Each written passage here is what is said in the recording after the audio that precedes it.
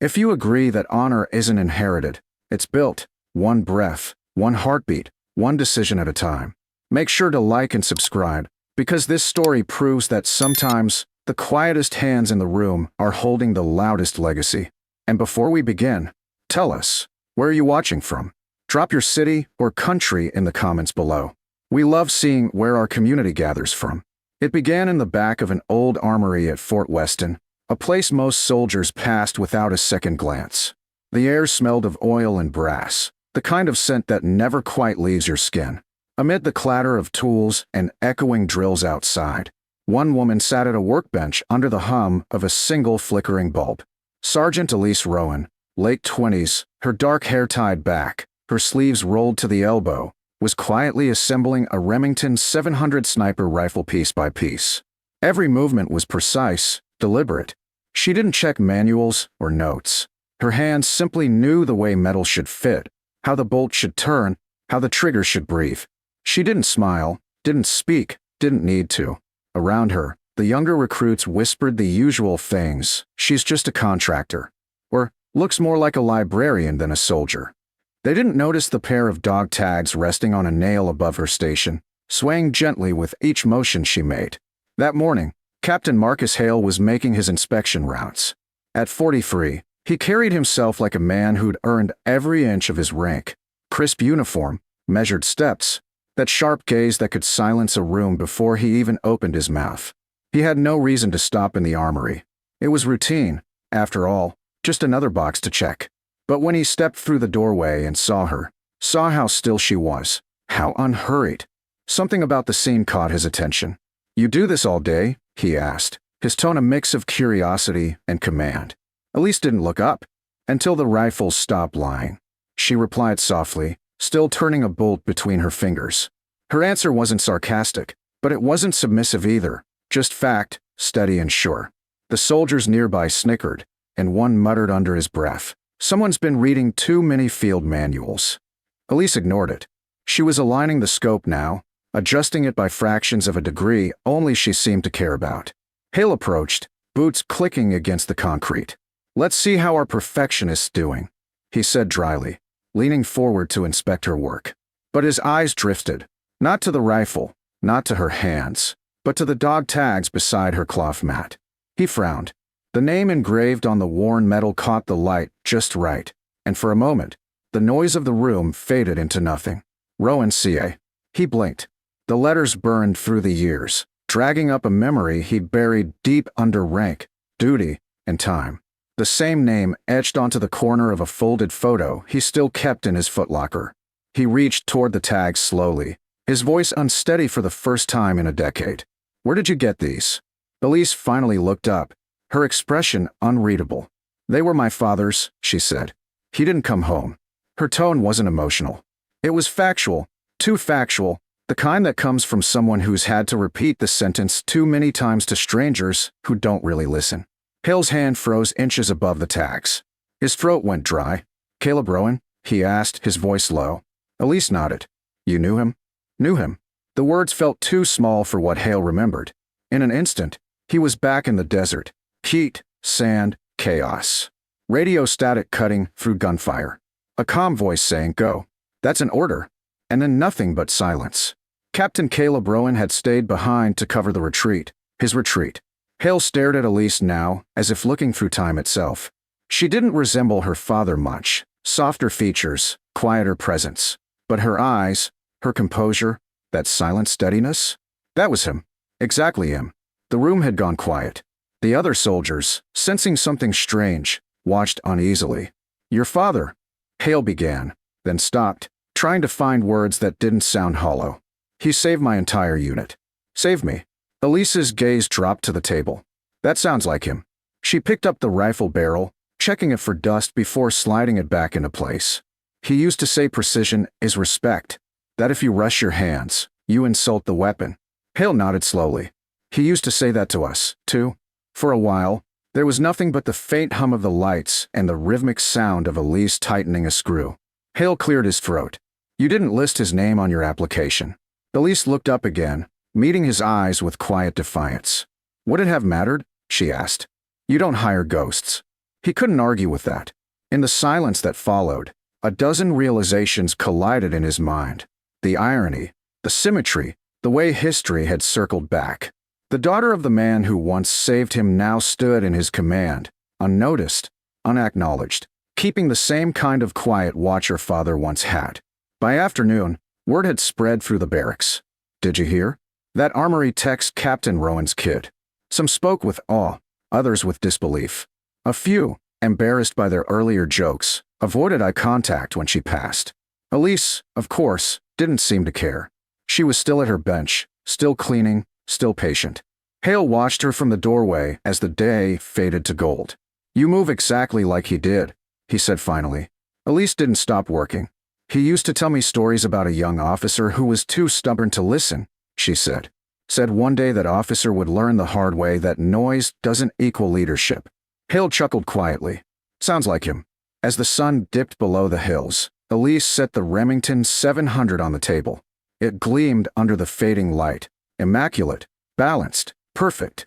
"You're the last person I expected to see today," Hale said softly. Elise gave a small shrug.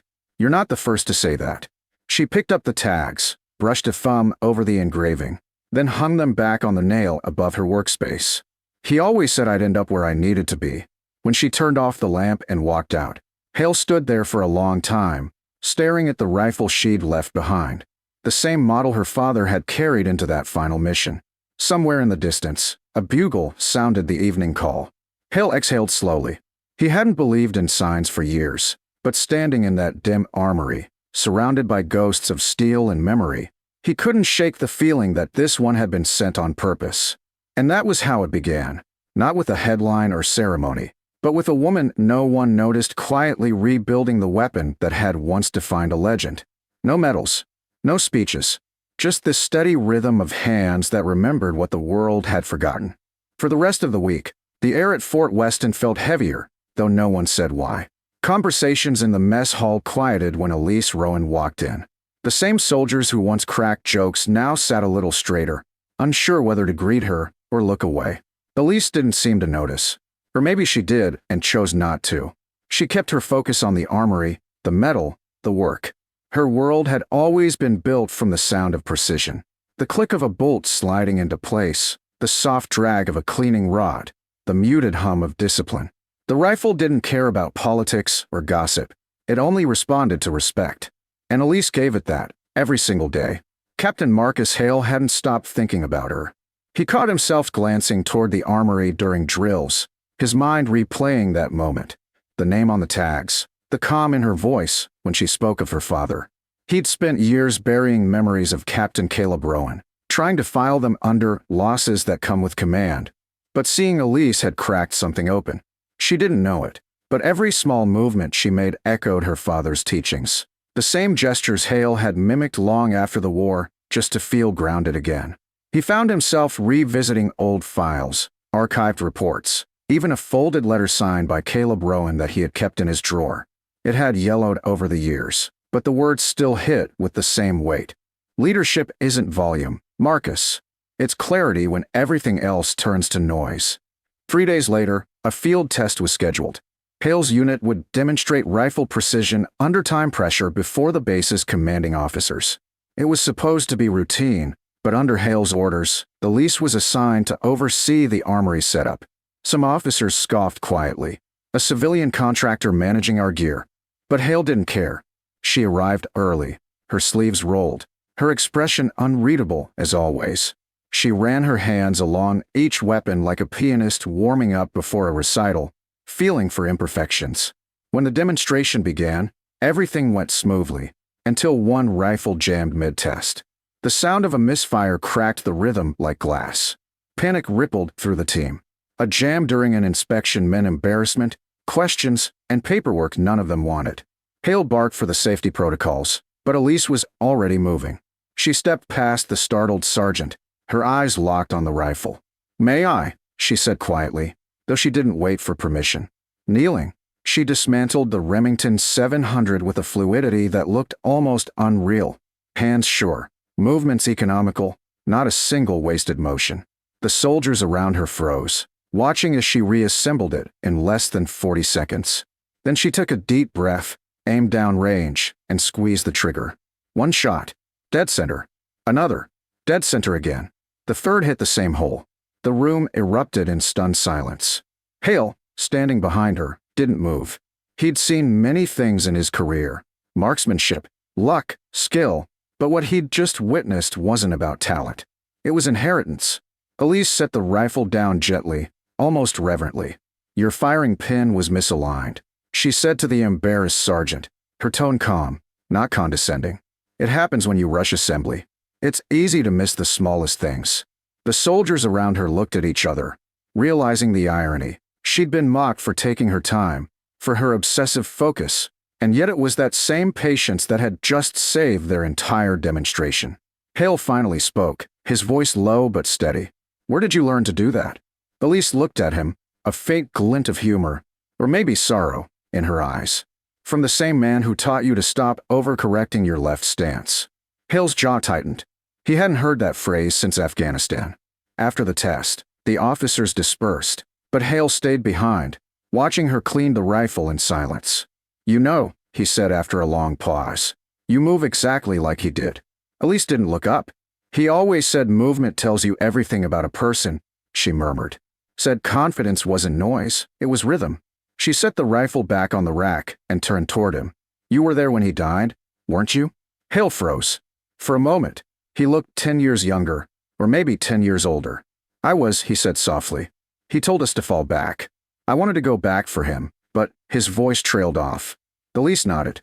He wouldn't have let you. No, Hale said, the word barely audible. He wouldn't have. There was a long silence. The kind that fills rooms not with distance, but with truth. He never talked about himself, Elise said finally. I only knew him as Dad. I didn't even know he was special until after he was gone. The medal showed up in the mail with a note that said, he served beyond duty. That was it. No story, no closure. She gave a small, bitter smile. I figured if I couldn't hear his story, I'd live in it. So I came here. Hale studied her, his respect deepening into something heavier, a kind of reverence. He'd be proud of you, he said. Elise shook her head. He'd tell me to check the rifle again. That night, Hale opened his old field journal, the one he hadn't touched in a decade. The last entry was from the day Caleb Rowan died. Scrawled in faded ink, he stayed behind so the rest of us could go home. I'll make it mean something. Hale stared at those words for a long time, then closed the book and glanced out the window toward the dimly lit armory. Elise was still there, moving between benches, alone but unbroken, carrying her father's shadow like armor. For the first time in years, Hale understood what Caleb had meant about leadership. It wasn't about commanding men. It was about being seen by those who don't need to say your name to feel your presence. By morning, the story of what happened at the test had spread across the base. The phrase Rowan's kid was whispered with a mix of awe and apology. The men who once laughed now offered silent nods when she passed, the kind born not of fear, but respect. Hale walked into the armory as she was polishing the Remington again. He hesitated, then spoke. We've got another demonstration next week, he said. I want you on my team. Elise didn't answer immediately. You don't owe me anything, Captain. I'm not doing it out of debt, he said. I'm doing it because you remind me why I joined in the first place. She glanced at him then, a flicker of warmth breaking through her usual reserve. Then I'll be there, she said simply. Hale nodded, and as he turned to leave, she called after him. Captain. He looked back. You said he saved your life? Yes. Then you're the reason I still have a father to miss. Hale didn't reply. He couldn't. He just gave a small, solemn nod and stepped out into the sunlight. Behind him, Elise returned to her work, tightening the scope until the crosshairs aligned perfectly, dead center, steady, true, the same way her father had taught her. And for the first time, she felt like maybe she wasn't working alone after all.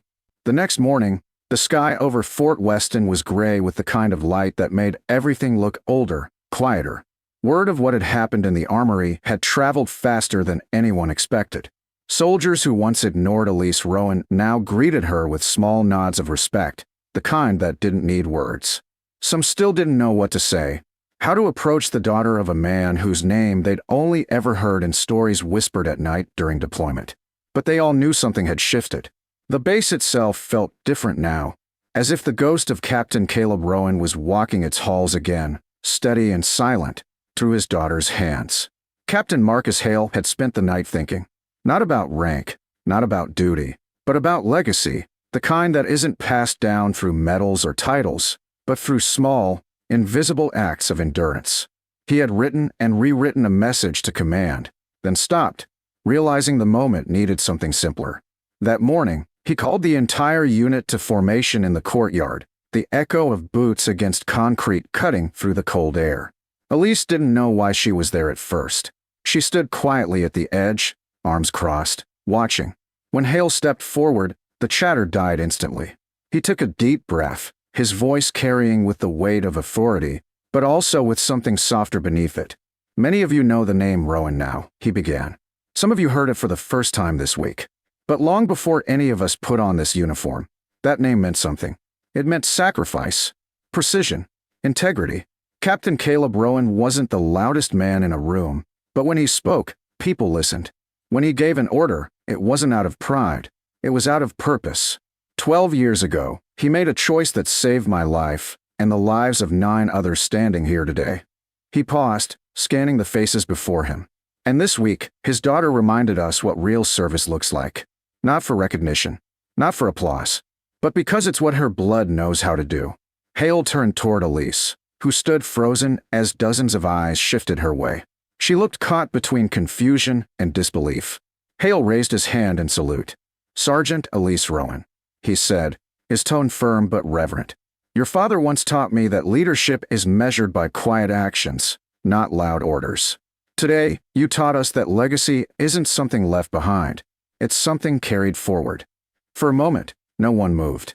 Then, slowly, one by one, the soldiers around her followed Hale's lead. A wave of salutes spread across the courtyard, a silent tribute not just to her, but to the man whose shadow she had never tried to escape, only honor. Elise blinked hard, her jaw tightening as she fought the emotion rising in her chest. She had never wanted attention, only to serve, to keep the memory of her father alive through work, not words. But this was something different. Hale stepped forward, removing a small insignia pin from his uniform pocket. "This belonged to your father," he said quietly, his voice almost breaking. "It was recovered from the field after the ambush. I kept it because I thought I'd earned the right to. But I was wrong. It was never mine to hold." He placed it gently into her palm. The weight of it was small, but to Elise, it felt heavier than anything she'd ever carried. "For the Rowans," Hale said simply. "Both of you." The courtyard was silent except for the faint rustle of the flag above them. Elise looked down at the pen, tracing its edges, and whispered, "He'd tell you to stop being sentimental and check your stance." Hale chuckled, his eyes glinting with something between grief and pride. "He always did hate speeches." "So do I," Elise replied softly, tucking the pin into her uniform pocket. Hale nodded. "Then you really are his daughter." Later that evening, when the base had gone quiet and the sun had dipped low behind the hills, Elise returned to the armory. The Remington 700 rested on the table under the glow of a single lamp, its steel catching the last traces of daylight. She set the insignia beside her father's dog tags, aligning them carefully until they touched. For a long moment, she said nothing, just listened to the silence, the kind her father once said only true soldiers understood. Then, softly, she spoke. "You can rest now. I've got it from here." When she left, Hale lingered in the doorway, watching her go. He looked down at the plaque he had ordered installed above her workbench that afternoon. Simple, clean, no frills. Rowan line. Precision is not aim. It's honor carried forward. As the light flickered off, Hale straightened his posture, gave one final salute to the empty room, and whispered, "Welcome home, Captain." And somewhere in that armory, in the faint echo of metal and memory, the name Rowan didn't just live on. It stood watch again.